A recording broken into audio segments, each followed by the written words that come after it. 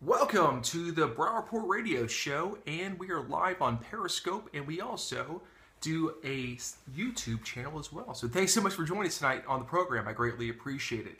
Tonight, wide range of topics, so give us a call, 347-884-8627. Love to hear from you live on the show. If you're watching on Periscope, thank you.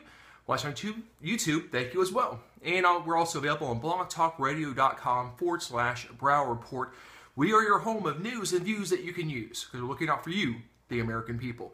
Tonight, we're going to be talking about presidential politics. Upcoming debate on CNN is going to be September the 16th. So we're going to be talking about that later on with Chris Berardi, our co-host of the Brow Report. But first, in just a moment, we're going to have on Zoe Adams. She's going to be discussing E-2 visa reform. And we've been talking a little bit about this on the Facebook page as well. So make sure to check us out on facebook.com/Brow Report. We're going to go ahead and bring on Zoe Adams, our guest tonight on the Brow Report. Zoe, how are you doing tonight? Hi, Matthew. I'm fine. How are you? I'm doing well. Thanks so much for coming on the show tonight. If you don't know who Zoe Adams is, folks, she has an incredible story she's going to talk to us about tonight and about other issues that she's trying to fight for positive immigration on the show tonight. So first, Zoe, let's start with this. Tell us what an E-2 visa is and why is it so important to the American people? Okay, an E-2 visa is a way for people from about 70 different countries to be able to come to the U.S. It's called a non-immigrant visa, which means it's basically a temporary visa. But you have to invest into a business, either by buying an existing business or starting a new business. You have to be employing U.S. citizens, but the visa doesn't lead to a green card. So they want you to come, they want you to invest, they want you to be employing people, but at any time when you go to renew the visa, the visa officer can basically say to you, you know what, I don't think your business is doing well enough, I'm not going to renew this. So you're always in some ways you're always at the mercy of somebody else calling the shots on your business life and on your personal life as well.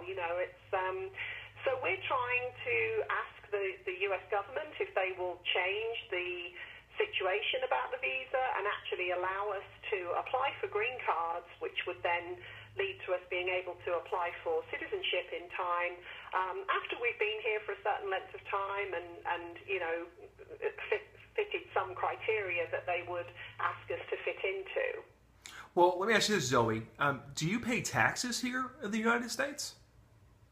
Oh, yes. Yeah.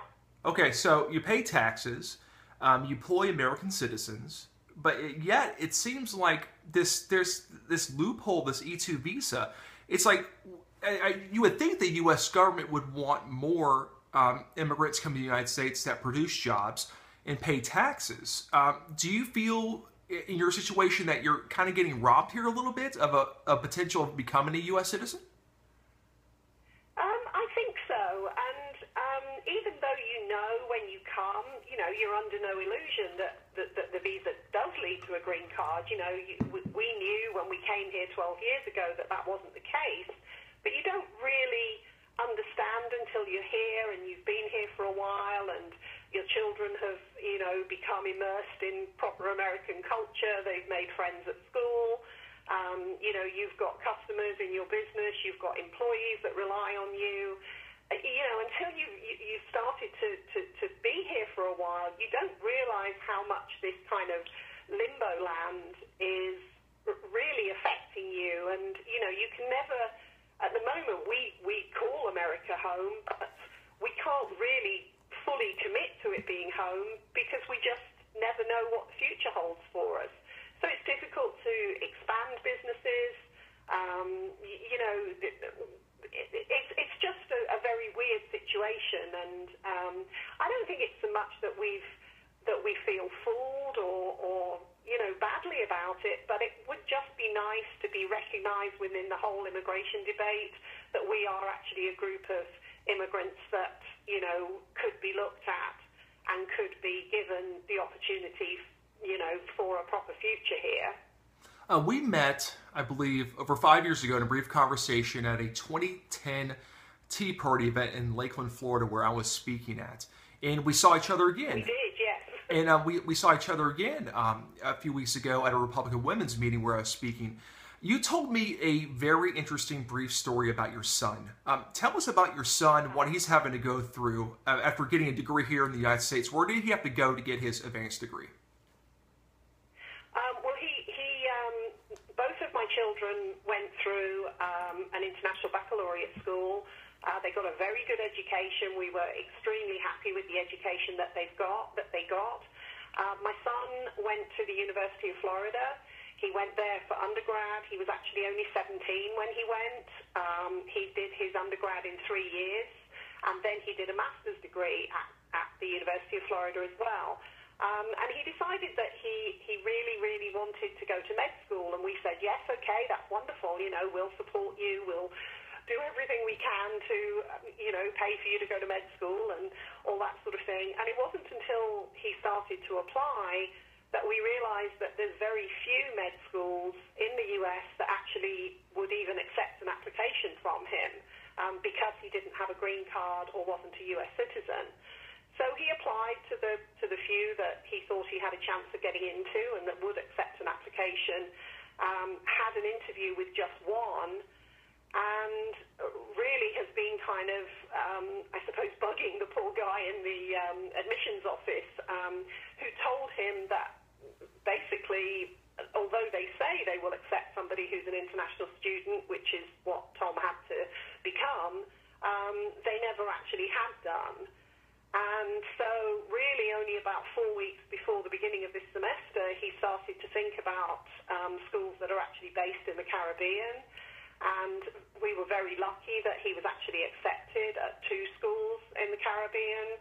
And he has actually gone back to England for a year's study, and then he will go to Grenada in the Caribbean for another year. And then we hopefully will then, get to the point where he can come to the US to do the final 2 years of his med school. But it would, considering he's been at school here for 12 years, it seems such a shame that it was such a difficult situation. And I know many other people on the same visa who have children who want to go the same route. So, they're obviously going to have the same issues as well.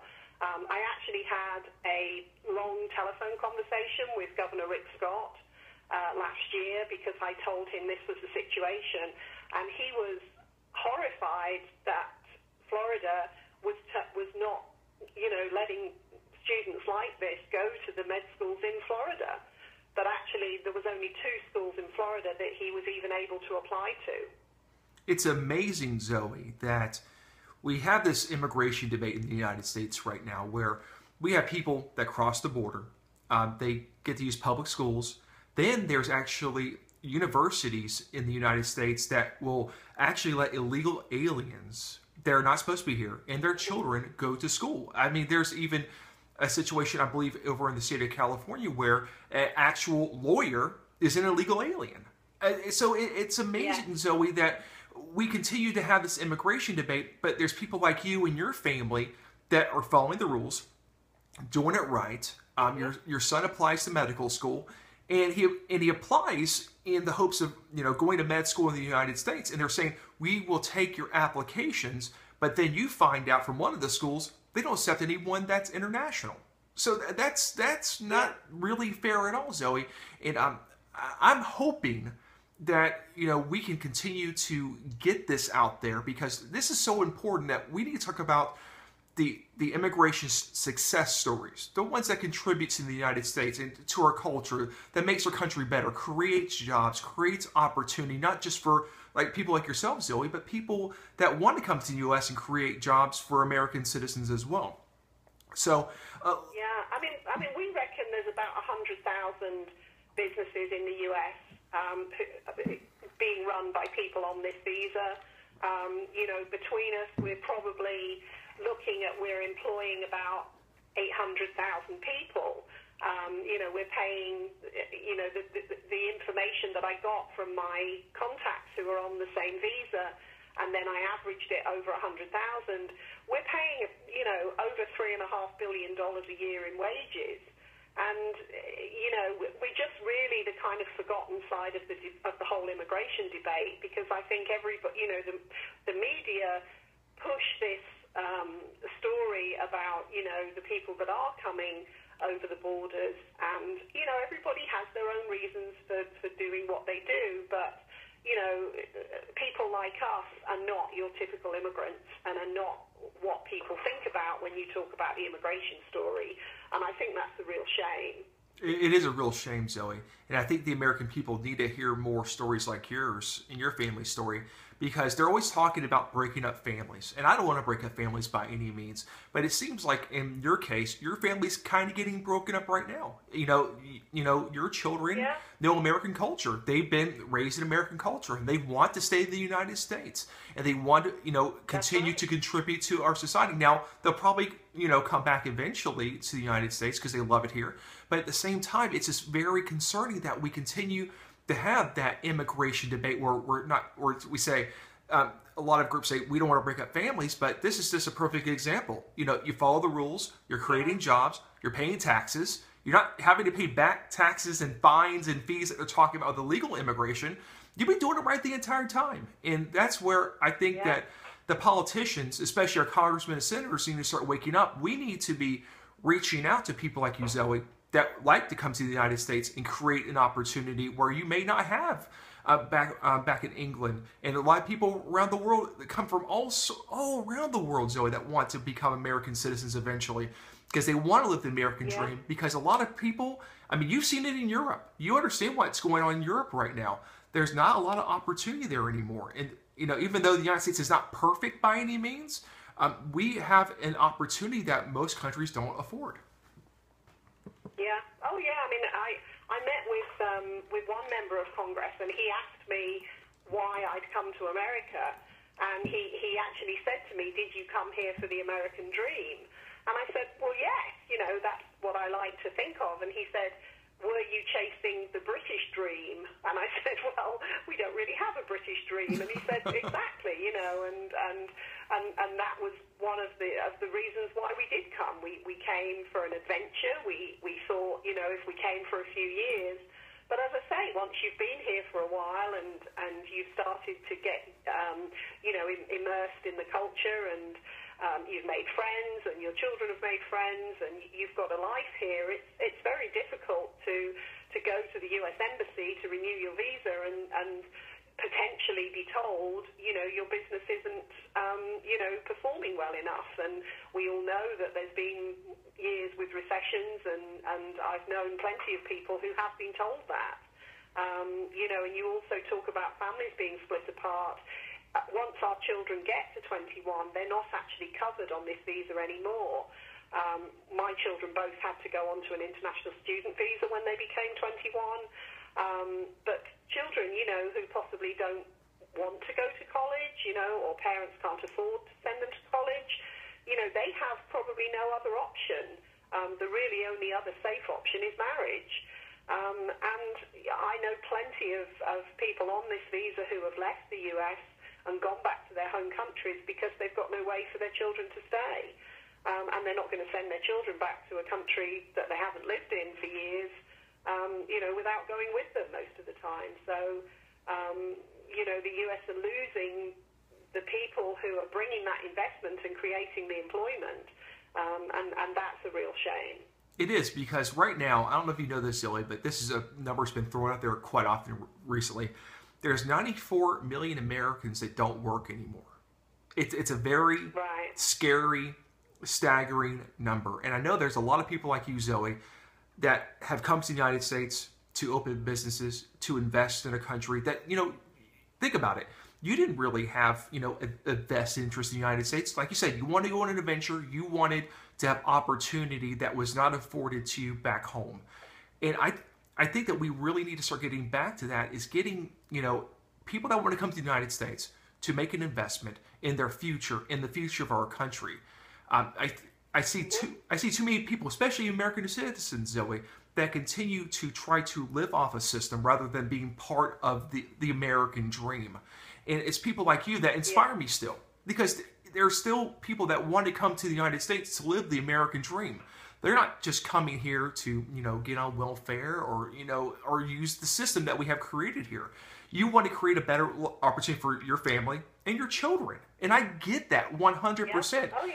But it's about following the rules. And you know the rules of your E-2 visa, and I think there should be reform. I 100% agree with you. But you understand there are rules to it. You have to follow the rules, and you're trying to change it from the inside out. And that's what should happen. You should try to change it. But I see too many people in this country that are just, blanket statements of we should just, let everybody in. I'm not that type of person. I think we should know who people are. We should understand what their intentions are. Do they plan on being a productive member of our society? And will they assimilate to our society as well? And I think that you and your family are the perfect example of what we need now. We need hardworking people to come in this country to continue to develop it and push us forward economically and not try to hold us back. And that's why I'm so glad that you're doing what you're doing. Tell me more. When you're lobbying congressmen and senators and governors trying to get the laws changed, what are you hearing from them right now? What's the feedback? Well, we do get good feedback from both sides. Republicans and Democrats both agree that we are the kind of immigrants that, America wants, and, that it would be a good thing to be able to change it. But obviously, the different sides perhaps have different ways of looking at how the situation should be remedied. Not just our situation, but the whole immigration debate. And we're treated, very nicely. The reality is that until something is done for the larger group of immigrants that are in this country, it's very difficult, we're told, for anything else to do with immigration to have a solution. And that's very difficult when you kind of think that you're being held hostage by, people that have huge firms of lobbying people. It's myself and a colleague from New Mexico who's been here for well over 20 years who go to Washington.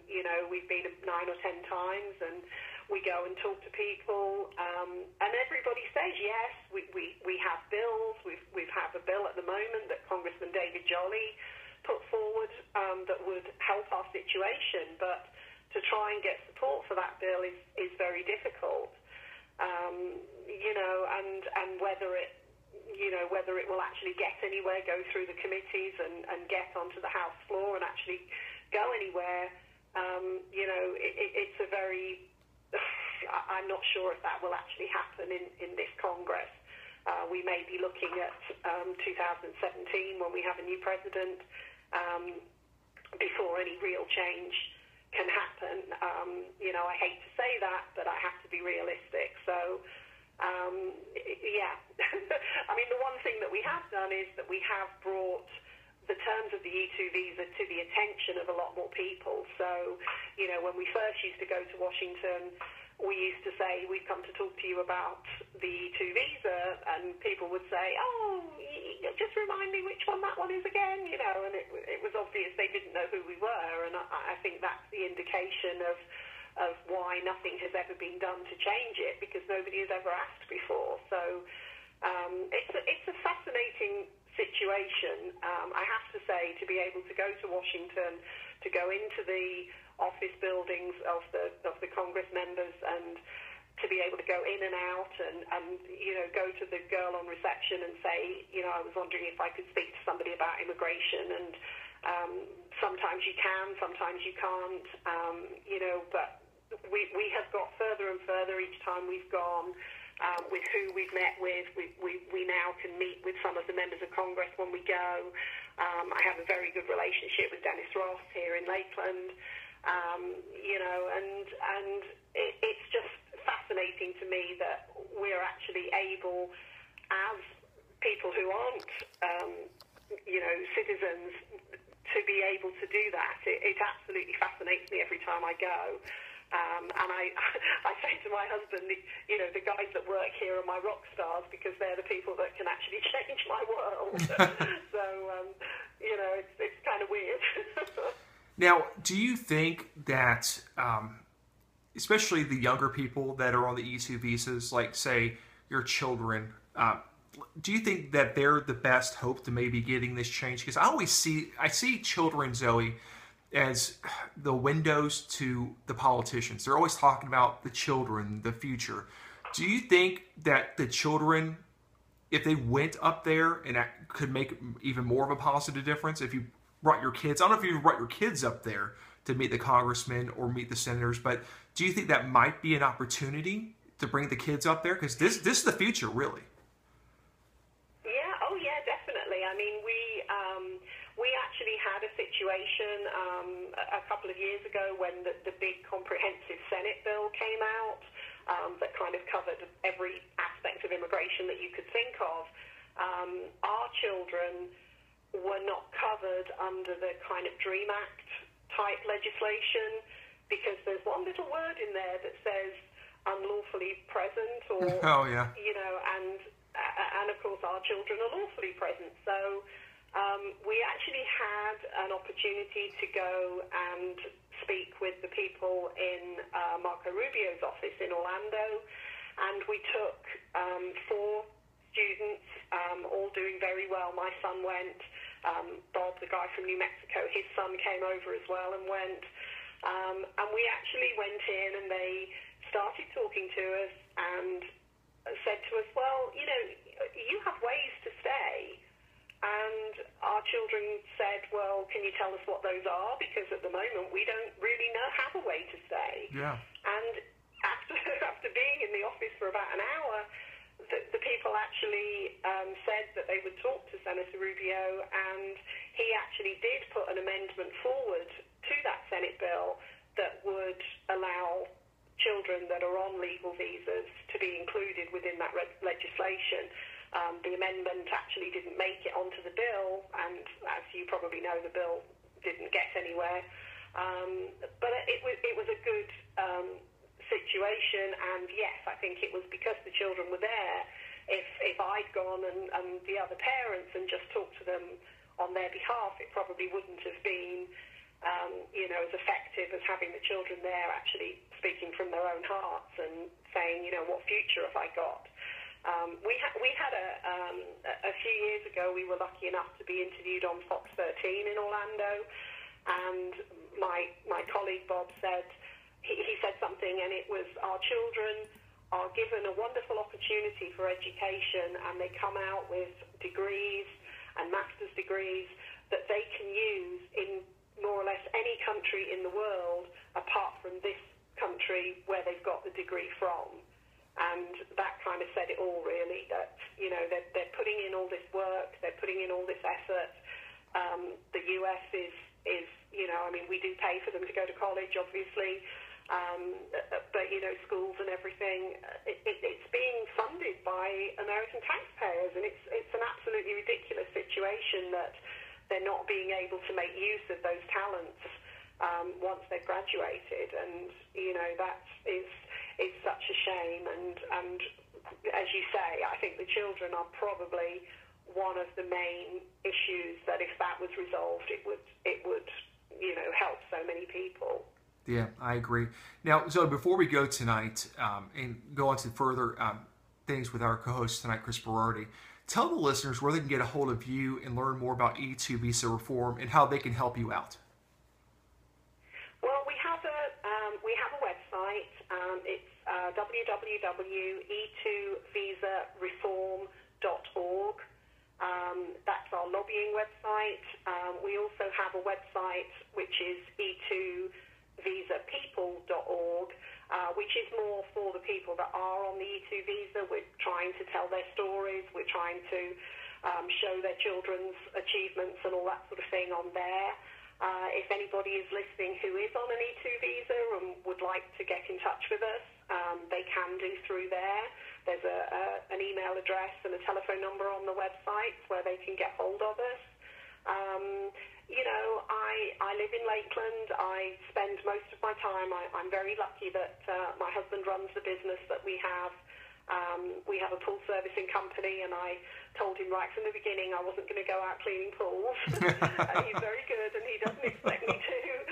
And so I spend my time lobbying, and we're always looking for new people that are on the visa.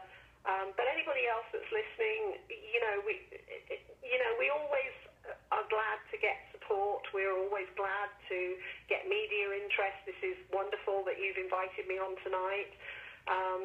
Just really to get the word out there that we're not the immigrants that people tend to think about when you think of the immigration debate, and that, we are here quietly getting on with life and, not making a huge fuss about stuff, but just politely asking in our very British way yes. if it would be possible to make some changes. So, if anybody would like to support us, we have a petition, which the details are on the website, and we can only ask for support in that way,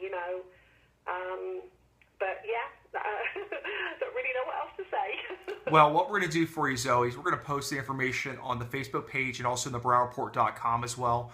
Once we get the YouTube video uploaded onto the site, we'll put the contact information there as well. We're going to do as much as we can on the Berardi Report to help you and the other E2 visa holders to get positive reform, because we need more people like you in the United States that are wanting to make an investment in our future of our country. And Zoe, prayers with you, best of luck, and we'll be certainly behind you here at the Berardi Report. Thank you so much. Thank you very much for having me on tonight. Thank you. Have a great night. And you, take care. Bye. That's Zoe Adams, everyone. She's with E2 Reform. She is a great person, and as you can tell, she is from England. And I've talked to her a couple times, and it's just like the first time it was at a Tea Party event in 2010 when I was talking in Lakeland, Florida, giving a speech, and a few people came up to me, and Zoe was one of the first people who came up with her husband, talked to me about this. This is 5 years ago. I wasn't saying I was fresh in the political scene, but I guess you say a little green. I was doing a radio show online. I was getting out there, getting involved. And like I said, I was doing a speech at the local Republican Women's Club, and she came up to me again. It's like, I remember you from 2010 Tea Party event. And she's like, I remember you too. So it's like you make that impact with somebody, you start talking to them, and you're like, you know what? I really want to help that person because I know they're trying to do it the right way. That's what we do on the show, folks. We try to do it the right way. We try to help people that want to help themselves. And Zoe Adams is I want to call her a great American because she's got the great American story that's starting right now. That's what we need. More people that want to live the American dream the right way. And guess who's here? Chris Berardi, my wonderful co-host on the Tuesday evening edition of the show. How are you doing, Chris? Hey, guys. I'm doing great. I didn't hear all of the segment, but certainly know a little bit about the E2 visa issue. We've had some people down here, some friends of mine, and also some people that have talked to our congressman down here about the E2 issue. And it's a big issue, and it's a big deal that doesn't get nearly enough attention. These are exactly the kind of people we want to be in our country, stay in our country. These are people that own businesses, that contribute, that make a difference, that actually are part of what makes America great. And, these are the kind of systems that have to be reformed and fixed when you talk about immigration reform. Not so much the immigrants streaming over the border to the south, but these kind of situations that kind of get lost in the cracks and fall through the cracks and aren't necessarily all that well publicized and aren't that all well advocated for. These are the kind of issues that really need working on and need some results. These are one of the success stories. I want to hear these success stories. And Zoe Adams and her family is a success story. They came here for an adventure. They opened a business. They've done very well at it. And her sons can't even stay in the United States to get, one of them can't even get his doctoral degree. He can't even get in the United States. He has to go to the Caribbean, Chris, to get it. That's the scary part. He gets a master's from University of Florida and can't stay because no one would accept him to get, to become a doctor in the United States. That's just sad. It's a huge issue, Matt. These are people that followed the rules and came the right way and are trying to stay the right way. And those are the kind of people that we really need to be pushing legislation for and finding ways to help. And it just, unfortunately, it doesn't get nearly the attention it should. And hopefully, by having people like Zoe come on the show and other people talk to their congressmen and congresswomen and get their issues out there, get this issue out there, it will hopefully help because these are the kind of people we need in America. We need them. You hit it. We need these type of people in the United States. We need job creators. We need people that want to do it the right way. I asked her earlier in the interview, Chris, do you pay taxes? And and she says, yes, I pay taxes.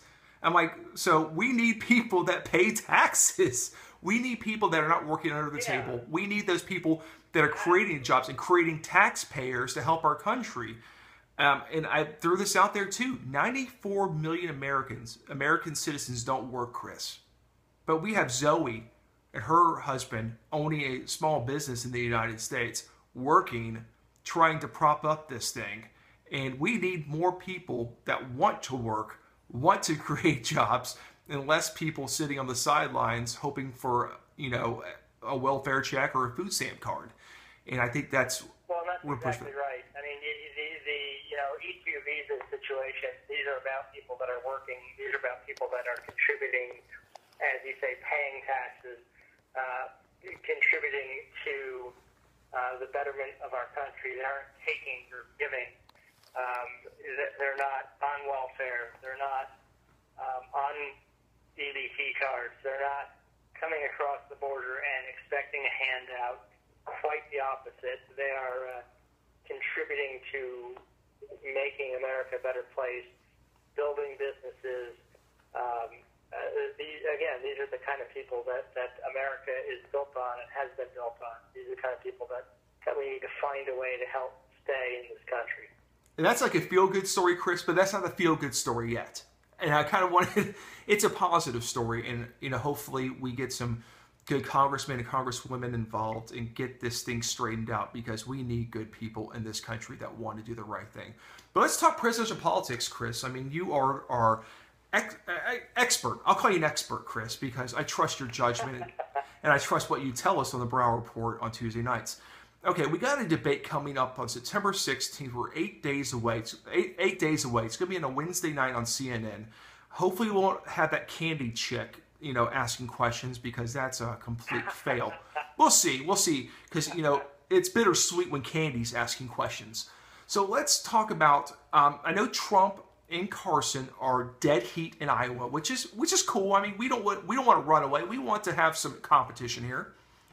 We got Carly Fiorina. She's a little bit behind, but she's up there in the top 4 polling looks in Iowa. Okay, let's ask you this, Chris, because I want a good analysis here. Who's got the most to lose in this next debate? Is it Trump, Carson, or somebody else completely? Who's got the most to lose that might benefit from this if they come out like a shining star? I'll tell you who has the most to lose in this debate, Matt, and it's not any of those names. I really think that the person that has the most to lose in this debate on the 16th is Jeb Bush. I think that he has got to come out strong. He's got to come out energetic. He's got to come out sounding positive, upbeat, modern, fresh. I don't know that he can do that, but he has to do all of those things. We just had a week where, you've had Trump giving speeches all over the country, as usual, as for the last month, drawing all of the attention. And to contrast that, we've seen a video that's gone out of Jeb Bush giving a speech and a woman falling asleep in the background.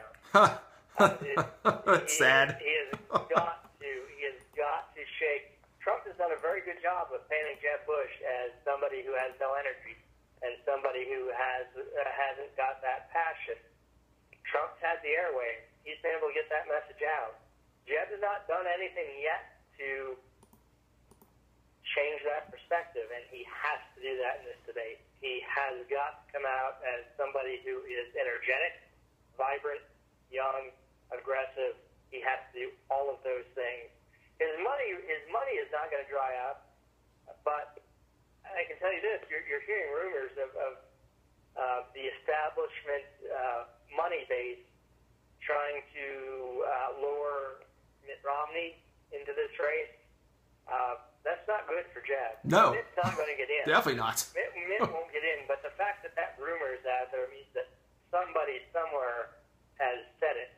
Well, they're trying to scare him. Do you think? Has said it. Well, look at it. Do you think the establishment is trying to scare Jeb Bush by saying, if you don't get it together, we're going to put Mitt Romney out there. We're just going to keep on talking about it until you start getting a fire lit under your tail. I hate to say it, but every time I see Jeb Bush, I keep saying this, Chris, because it's the truth. He looks like he's awkward. He doesn't want to be there. Someone is almost said, you're going to run, and I don't care if you like it or not. That's how Jeb Bush looks right now.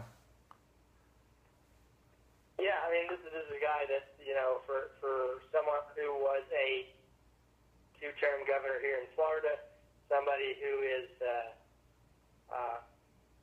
proven success story, that someone who had that fire and passion at some point when he was governor for most of his time as governor.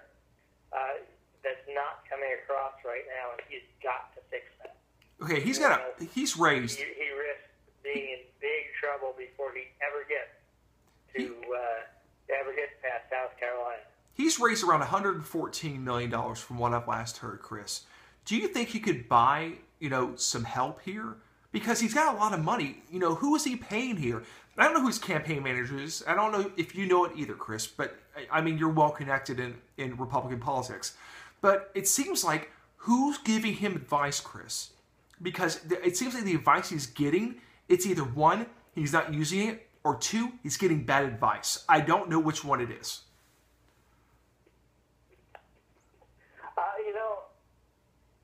I'm not sure.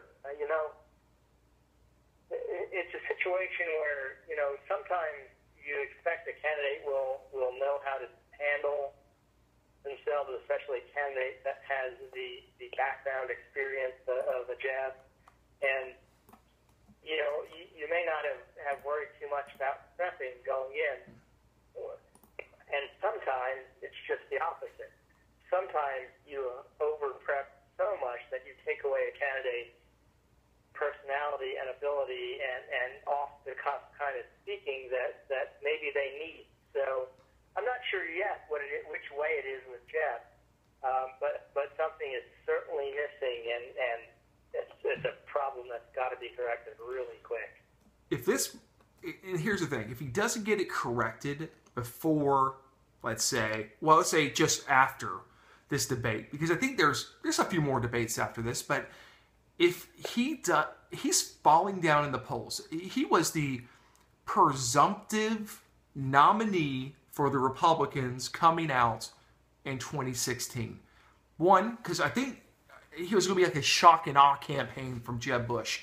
I'm going to raise so much money that no one is going to even dare try to go after me because I can just bury them in money.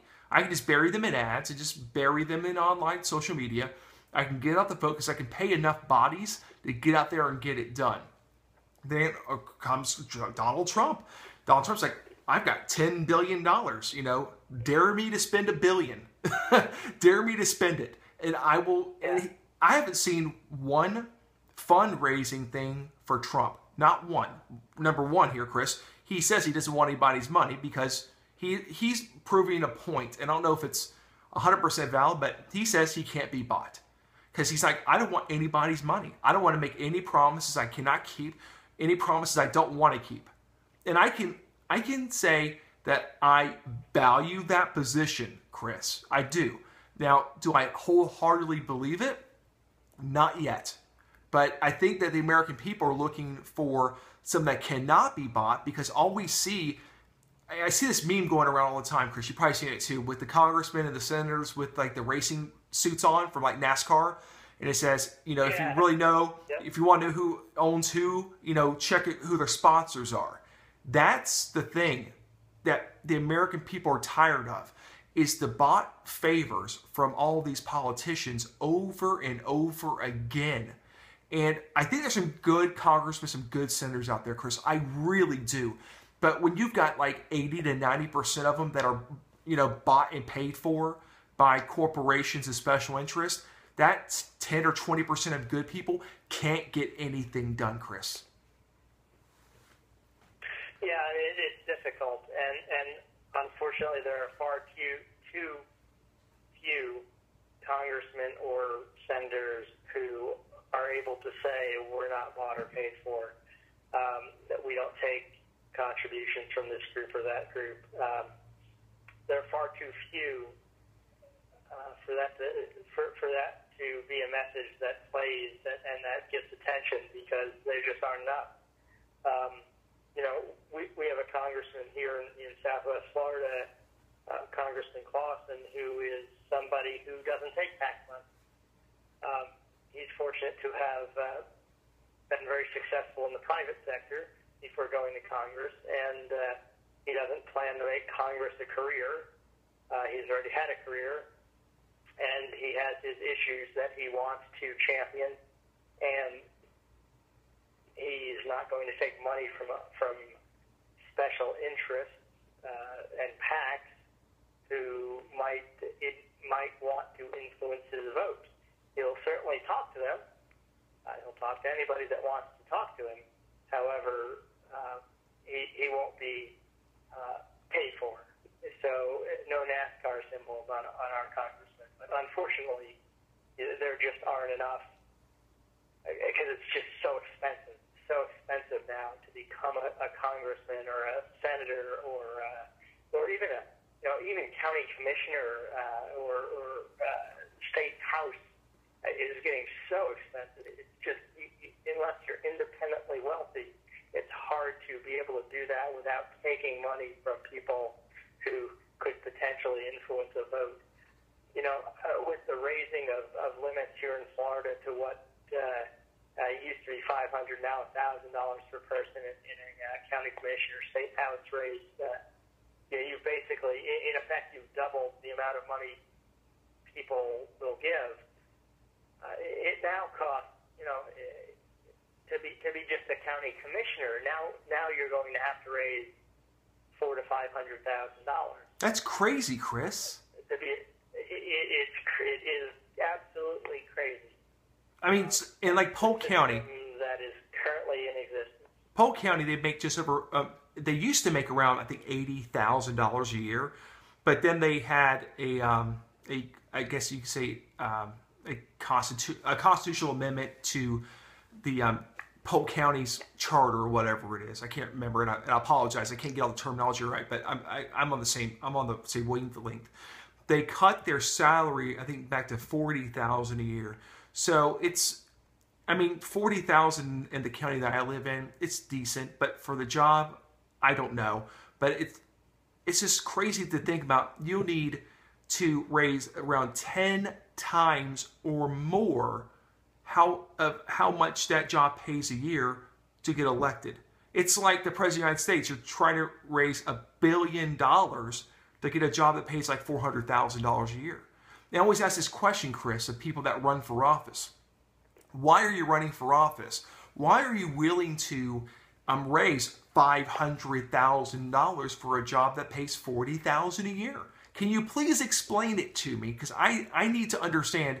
You're putting all these hours in, using all these volunteers, and paying all these people to get you elected. What's your motivation? Because for me, Chris, it's like me going on a job interview, but I got to spend $500,000 for a $40,000 a year job. That sounds like complete madness. You know, it's a little bit out of a damned if you do, damned if you don't situation. Mm-hmm. If you're a guy that's looking for that job at $40,000 and has never held a job of $40,000, well, then you're just doing it for the money, right? Then you're just doing it because you need the money. Mm-hmm. You're doing it to make sure that you pad your own pocket and increase your own salary. If you're a guy that is worth millions and you're running, well, then you're buying a seat, right? So it's a little bit of a damned if you do, damned if you don't. But I'll tell you what, for the most part, I would take the guy who has the money and is willing to do the job because he actually genuinely wants to give back to the community, feels an obligation to, after being successful, contribute to his country in some way, than the guy that just needs to have the money. Because I can tell you one thing, the guy that's worth $20 million and paid for his own race, his vote's not owed to anybody. And this is the appeal of Donald Trump right now as well. Whereas the guy who is taking the job because it's the best job he's ever had in his life in terms of pay, which one of those guys is more likely to take a bribe or be bought off by a lobbyist? Which one of those guys? I think we all know the answer. It's the guy that needs the money. That's a good point. The other guy, not so much. That's an excellent point. You know, and it's a point that, you know, you don't hear enough of, I don't think, because it's too easy to criticize the wealthy guy and say he bought a seat. Than it is to look objectively and say, well, who really, is more likely to benefit or try to benefit from the seat? The guy that's already wealthy or the guy that wants to be wealthy? And, so depends on your perspective. Yeah, exactly. I don't want to, make rich people look like villains. I don't want to make poor people look like villains either. I think the biggest point here, Chris, is you have a great point. I have a great point. We've got to start looking at their intentions. If they're ultra rich, they can't be bought, but what are their intentions? Someone's trying to get the best job ever, like you said. We don't really want them there either because they're looking to get a pay raise. We don't want that either. Right. I mean, we've got to look at the big picture. And I think the American people here, the scary part about this, Chris, is we talk about this a lot. People are extremely busy with their lives. They're more concerned with getting food on the table for their family, making their mortgage or rent payments, keeping their car in the driveway, keeping gas in their car. I see that all the time. I talk to people all the time in the industry that I'm in, outside of all the media stuff, and they're like, I don't know anything about politics. Please tell me, Matthew, what do you know? And I'm like, I'll tell you what I know and where I'm coming from, but I want you to seek the truth. I don't want just to be this talking head that says, hey, I'm going to tell you everything. I want independent thinking people, Chris. If we don't have people that ask the questions like we do on the show all the time, we're critiquing, we're trying to nail down people's intentions and trying to find out how they would govern, I think the American people need to start asking some hard questions. And I think over the years, the government has dumbed down the public and says, don't worry about this. We're smarter than you are. We're going to take care of everything for you. And where has it got us? Into over $18 trillion in debt. We've got a socialist Bernie Sanders that says he's going to pay for people's college. Excuse me. And we already know this, Chris. There's millions of people that with college degrees, bachelor's and master's and doctorate degrees, they can't find jobs. But Bernie Sanders is talking about putting even millions of more bachelor's and master's degrees out there for what? To not find jobs? I mean, this is like supply and demand. There's no demand for advanced degrees in a lot of cases. Exactly right. And part of that, and part of that asking questions and having people think for themselves is what are the questions there? Bernie Sanders, we should be paying for everyone's college education. Well, there should be some questions that come to mind right away, like at what cost? Exactly. For what degree? Am I going to pay for liberal arts or basket weaving What's valuable? What am I paying for? What do I get for my money? But that sounds. Return on investment. Well, think about this. But we don't get that because that's not important to the average soundbite listener who just hears, "Oh, free college. Yeah. That sounds great." You've got to encourage people to think further than just what they heard in the soundbite. That's the absolute biggest problem in politics today, is that people just hear a soundbite and go with it. And, there's a whole lot of thinking that should be involved before you go vote for somebody. There's a whole lot of thinking that should be involved before you take a position on an issue. And it's way too quick in the soundbite world we live in, with social media, with constant news cycle, with constant